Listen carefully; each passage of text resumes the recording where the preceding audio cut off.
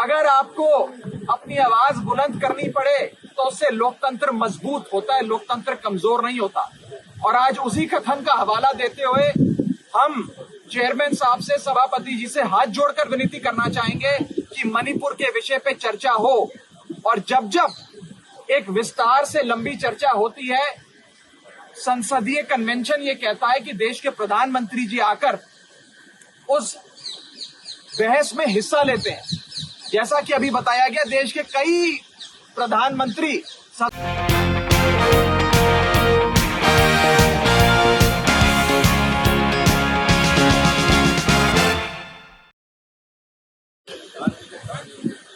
देखिए, आज लगभग 65 राज्यसभा के सांसदों ने मणिपुर पे चर्चा का नोटिस दिया और ये कहा एक लंबी और एक विस्तार से मणिपुर पे चर्चा सदन के भीतर हो।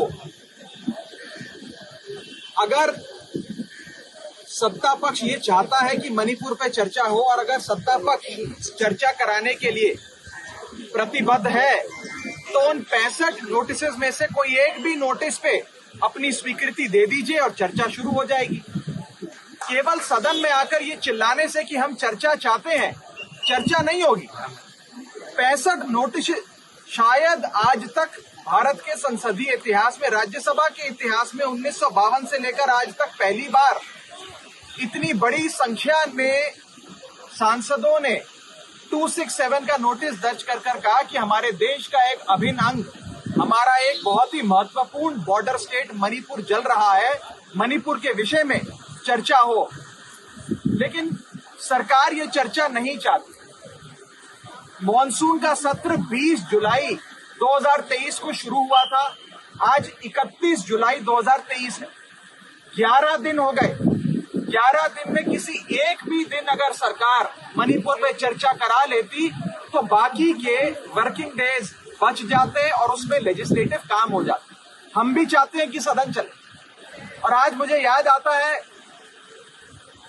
उस समय के leader of opposition Arun Jaitley ji और उस समय की नेता विपक्ष सुषमा स्वराज जी लोकसभा की, उनके कथन की याद आती है कि कभी कभी सदन में विपक्ष की आवाज सुनाए जाने के लिए अगर आपको अपनी आवाज बुलंद करनी पड़े तो उससे लोकतंत्र मजबूत होता है, लोकतंत्र कमजोर नहीं होता।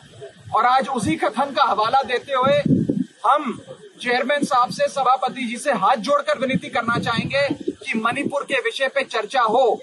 और जब जब एक विस्तार से लंबी चर्चा होती है, संसदीय कन्वेंशन ये कहता है कि देश के प्रधानमंत्री जी आकर उस बहस में हिस्सा लेते हैं। जैसा कि अभी बताया गया, देश के कई प्रधानमंत्री सदन के भीतर आकर इस विषय पे, जब भी रूल 267 के हिसाब से बहस हुई है, सदन के भीतर आकर उन्होंने अपना वक्तव्य दिया है। जवाहरलाल नेहरू जी से लेकर डॉक्टर मनमोहन सिंह तक तमाम प्रधानमंत्री सदन के भीतर आए और अपना वक्तव्य दिया। इसीलिए हम चाहेंगे कि as head of the government honourable prime minister भी पार्लियामेंट में आए।